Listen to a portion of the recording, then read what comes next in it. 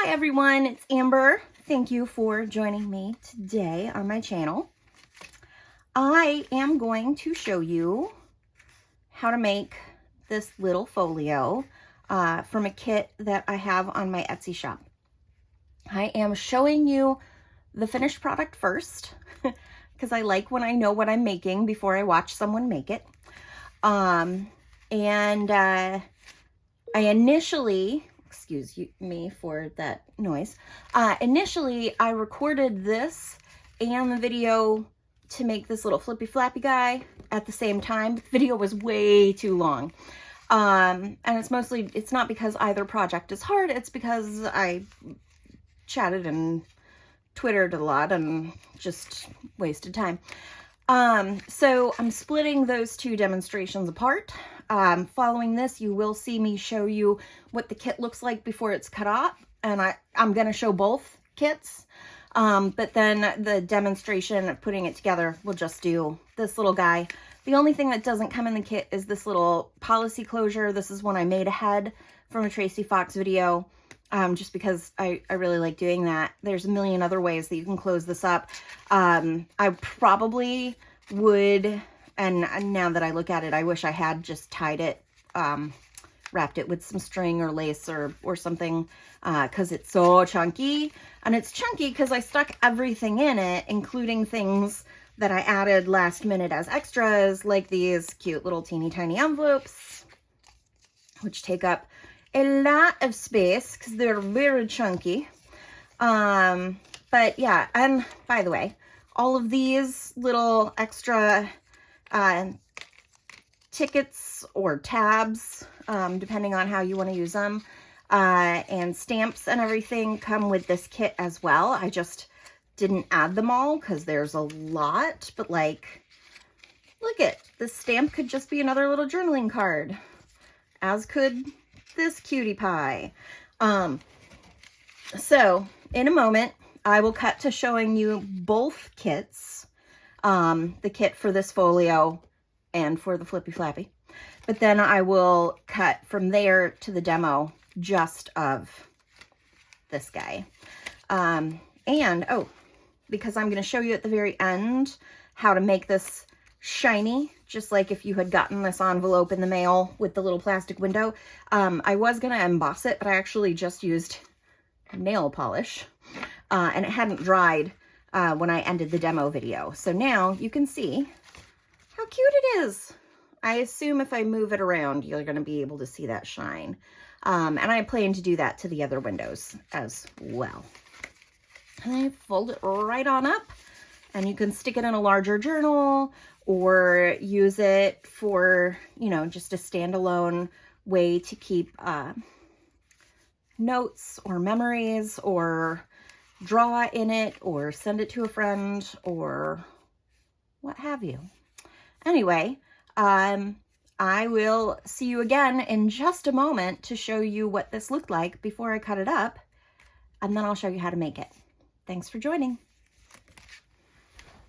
Hello, hello, hello.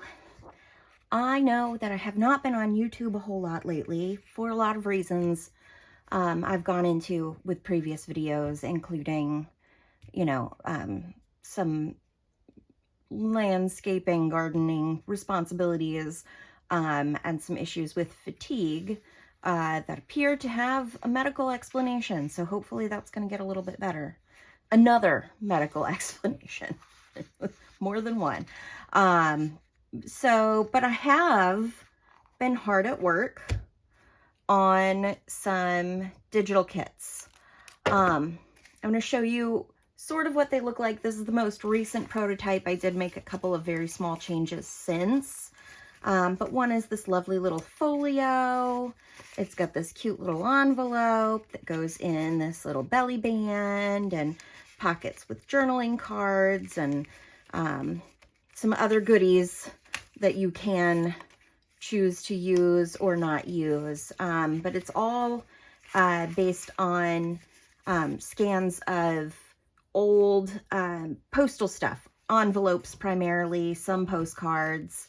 The other is, actually, I'll show you the kit for the first one, and then we'll go in. So Some things that I've added since then are these little postage stamps. I love them. They're actually from collage papers I've made, and I thought it's nice to have some colorful stamps to go with the kit.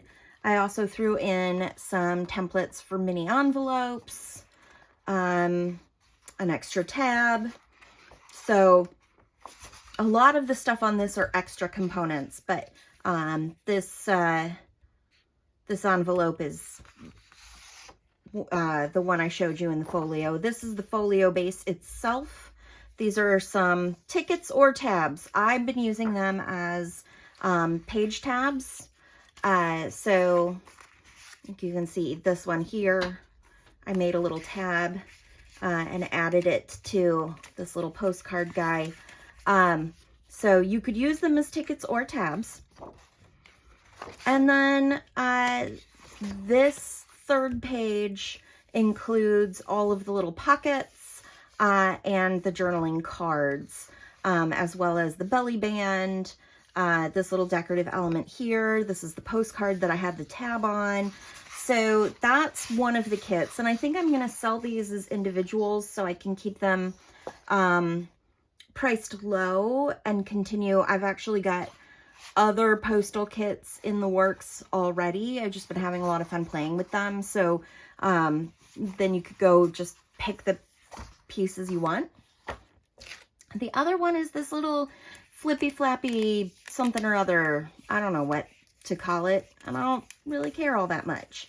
I just like how cute it is. It's got these little pockets here, and I've just put a little bit of, you know, like packaging plastic to make the window. You don't have to cut out the window.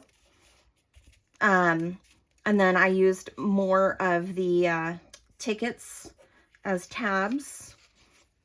And then we have these pockets with these little journaling cards as well.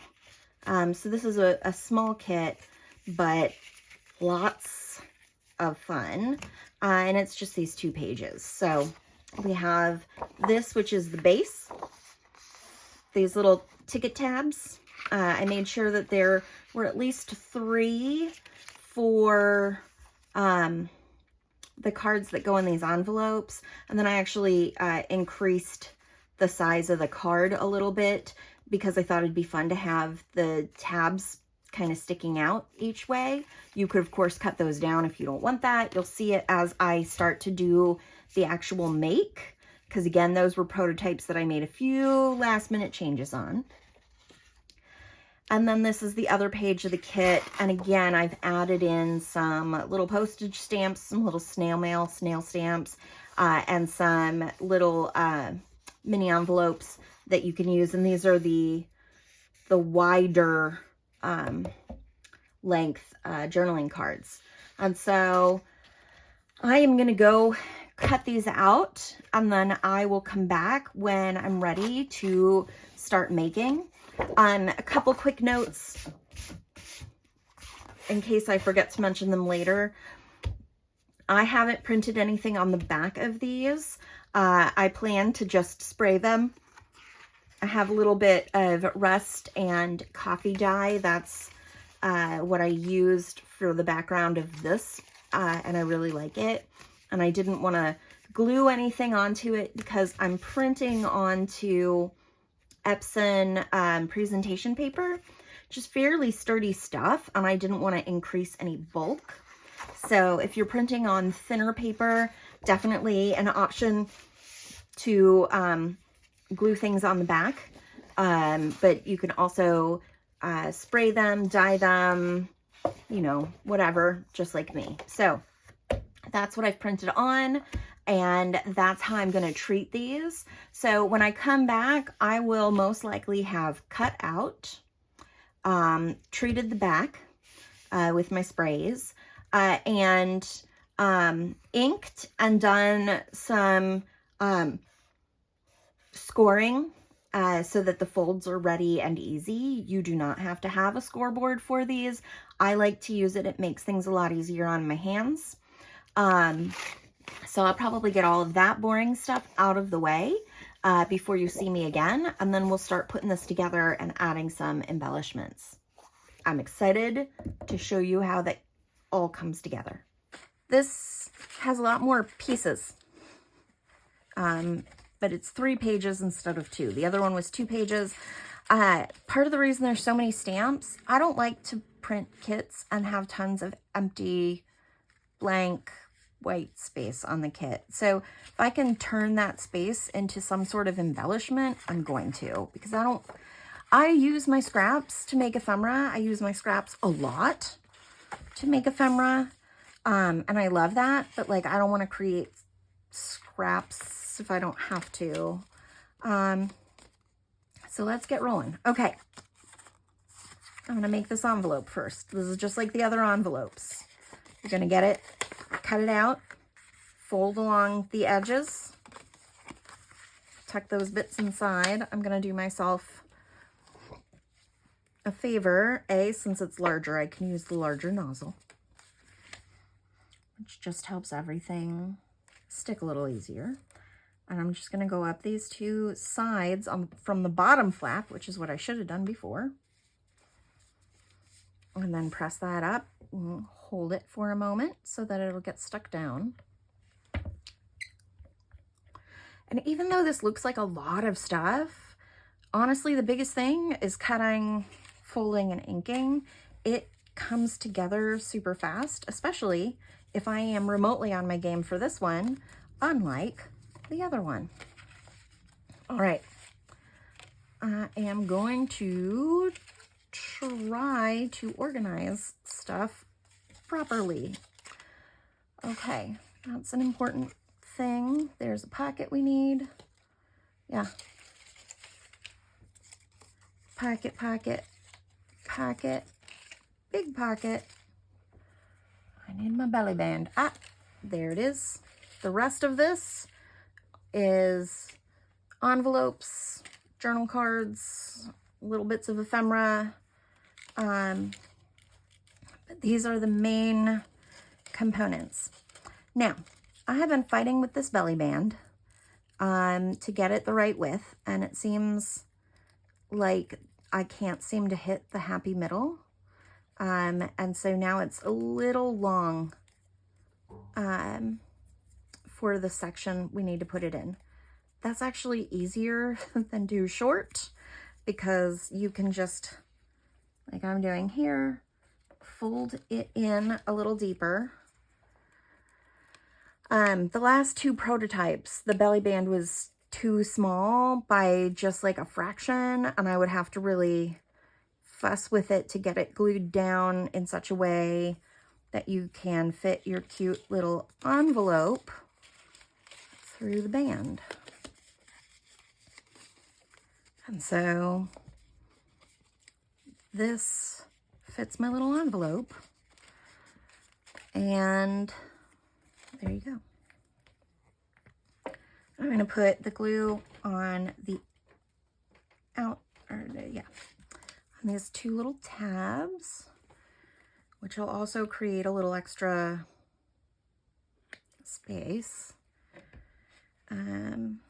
Now that I think about it, I might not have needed to fold it in so much as just to make sure that my tabs don't exceed past the edge. Either way, there we go. I'll glue that in. So that's that entire side done. I don't know why I put the cap on this. And all of the pockets pretty much have little gussets. It just makes it easier to fit things in and give you space if you add a lot of bits and bobs, which is frankly one of the most fun parts of this whole journal journey. So there we go. Those 2 sides already constructed. Big pocket.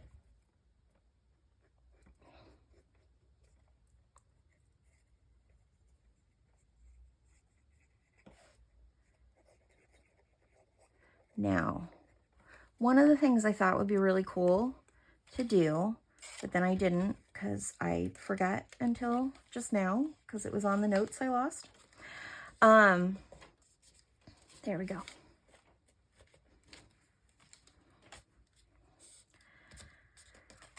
So this pocket goes here, but I thought it'd be neat to emboss on all of the little envelopes that you see on those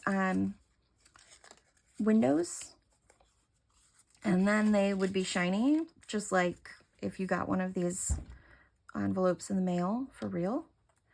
But I think I have a shortcut for that that'll allow me to do it, even though I just thought about it now, and this video is going to be way too long if I try to do a bunch of heat embossing and I didn't have my stuff out for it, and etc., etc.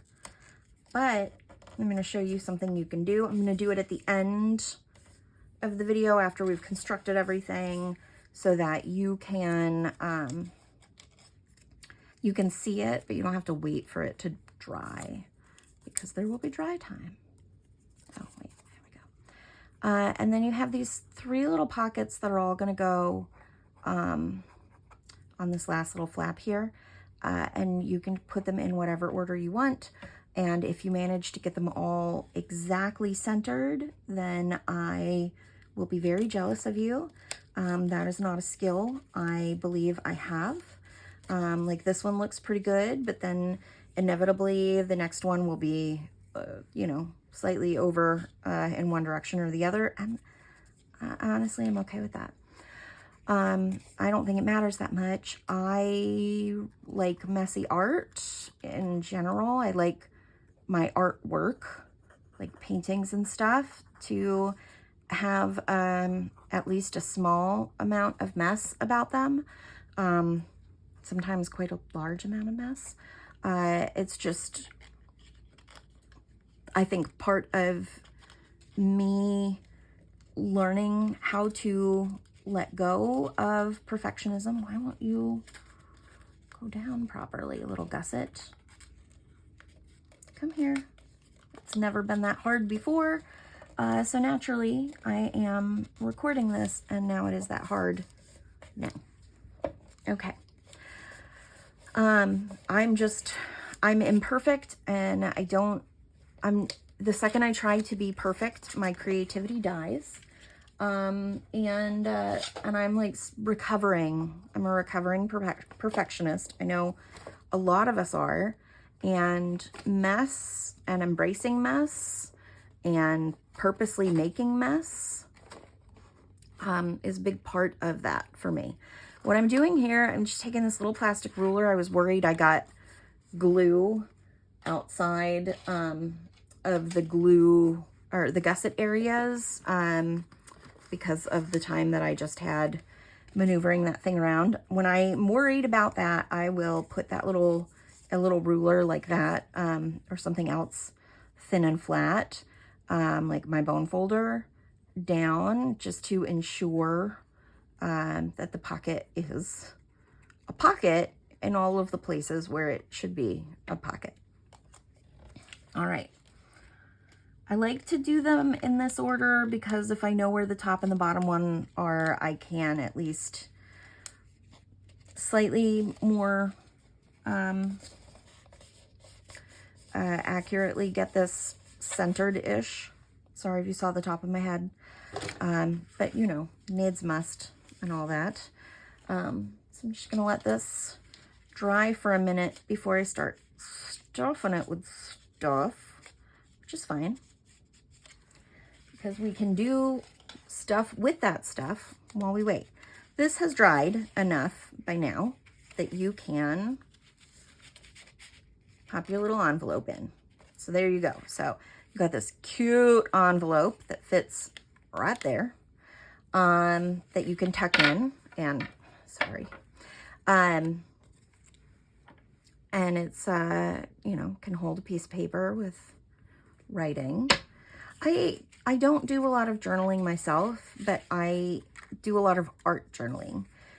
So for me, it is important to make sure that there's a certain amount of practicality in these pieces to allow for writing or painting, drawing, stuffing with little bits of ephemera, whatever it is. And so I do try really hard to leave space, and to not, like, I like decorative elements, but the more that I have a decorative, like, bulky element in a journal, the more likely I am to create writing spaces that can be removed rather than someone trying to write or draw directly in the journal. Sometimes it's with spines that can essentially, pages that can be removed from the spine and put back in later. Sometimes it is, that's so cute. With its little airmail. Oh, okay. Sorry. I just made the little, I just added the mini envelopes. So this is the first time I'm working with them, and I just didn't realize how cute that one in particular was going to be, in my opinion. So yeah, sorry about that. But yeah, I got a few of these little mini envelopes in here. I'm not sure all this stuff is gonna fit in the journal, in the folio, because, you know, can only put so much inside.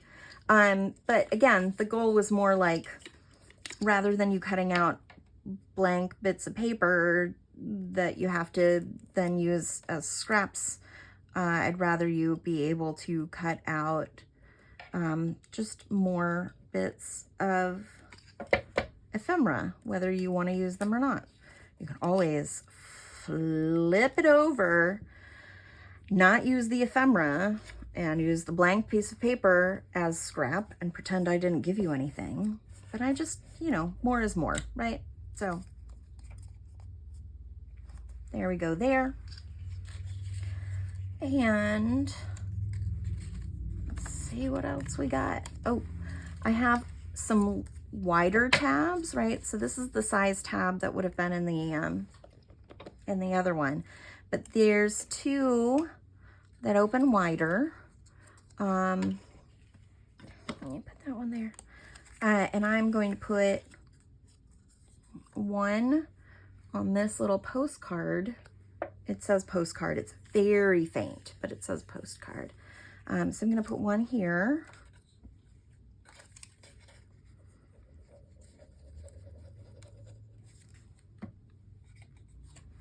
And boop, boop, boop. Once again, we shall attempt to center this, sort of. And it wasn't too bad on the journaling cards because the tabs were almost the same length as the journaling card. But this one's a little, I feel like I did pretty good. I'm never going to measure that kind of thing unless I'm making like a journal for the queen, and probably still not then. But yeah, that looks centered enough that it won't keep me up at night. Yeah, and all those little imperfections. So like I added these creases. I literally folded the paper, creased it, and then inked, right? All of the little things you do to distress, all of the accidents that happen in your art, in your journals, those are, I've heard people refer to it as the hand of the artist, and I love that. I think that's a great way to explain it. Like, you want people to know you did it, not AI. You, not AI. And so I think it's really nice to have things that show that it was, you know, things were done by a human. So you have an extra short journaling card for that top slot, but then larger size, oh, it doesn't want to sneak in that gusset, journaling cards. Let me put you down here. There we go. For the other areas. Why is that journaling card too large? it is. Aha.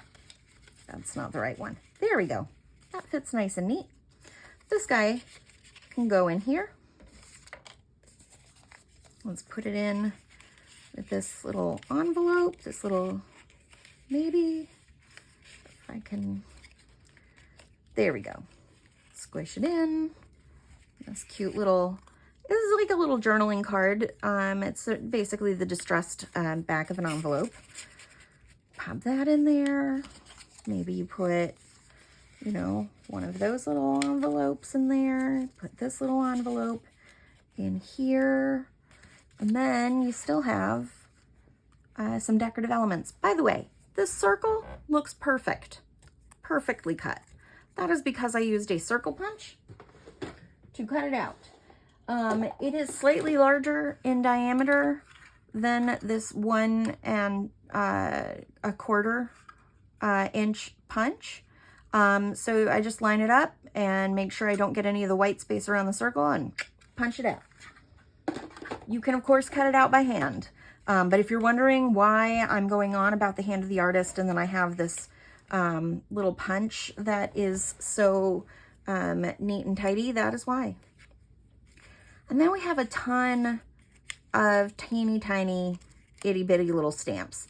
And honestly, for most of these, I used collage paper that I made. So this is like a giant, you know, not a giant, a full-size piece of paper that I collaged onto and scanned, and then I took the resulting collage and put it on this teeny tiny little stamp. So you can decorate with those stamps to your heart's content, and I went colorful with them, partly because the stamps that are on a lot of the envelopes I've chosen here already are colorful. Then this stamp, if you look really close, I'm not sure how well it's going to show, is actually from the inside of the envelope I scanned here. I took that lovely pattern and it's enlarged here and on one of those stamps. I've got a bunch of little tabs, again, that you can put on things, 2 of these large tabs that you can use as decorations or embellishments or what have you. And just stuff all your little pockets and then close it up. And again, I do like to use those little policy closures on this as well. So let me do that because she's full, so she's nice and chunky. I'm gonna grab one of these instead. These are little tab policy closures, which is fun. So you can put that, you know, on here, if you wanted as a tab. Actually, I'm not. I did that on one of the prototypes and I did like it, but this one I've filled up more, so I'm gonna use a circle again. Which one do I like? That one. Probably. I have a lot of these colorful ones that I really love. You know, yeah. Oh, that's cute. Do we want to go? I don't know. Ooh, I like that one. Okay. If you hate it, I'm sorry, but this is my craft, so I get to do what I want. Ha. All right. I am going to just go, oh, what am I doing? It does not go there. Come here, little wipe. Oh my gosh. I don't know why I was auditioning them there. And I managed to wipe off a little bit of my printed stuff, which is fine. That's called distressing. Let's put the glue back on. Go here.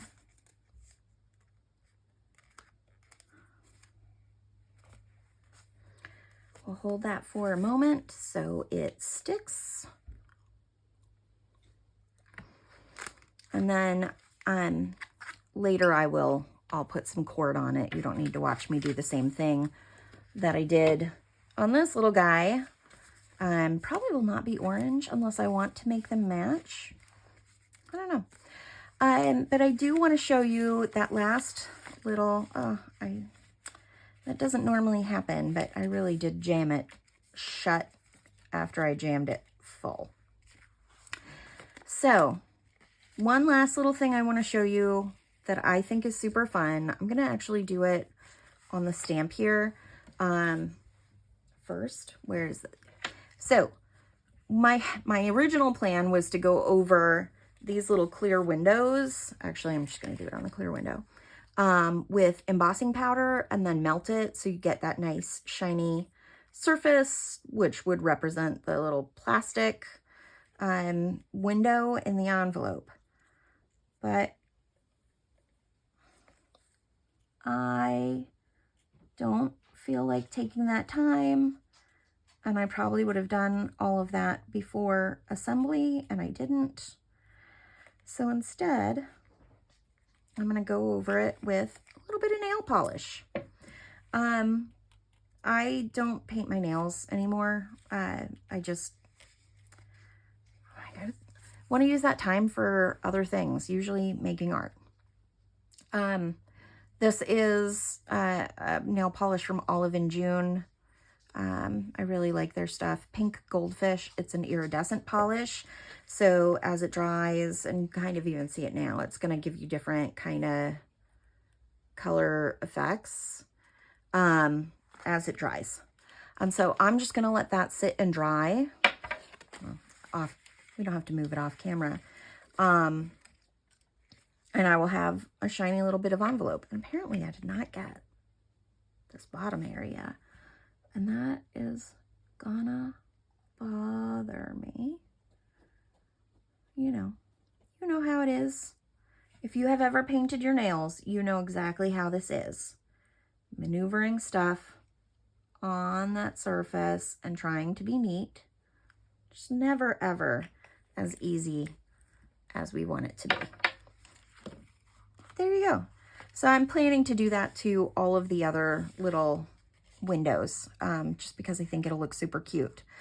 And then when you dry, you can close it all back up and you got your little folio. So I don't know what I would call this. I call it a flippy flappy. It could be a square folio, I suppose. Ooh, I want to just like tuck this guy in here now with some cat hair. But I love them both. I think they're really fun. And again, lots of space to decorate, embellish, write, draw, whatever it is you want to do.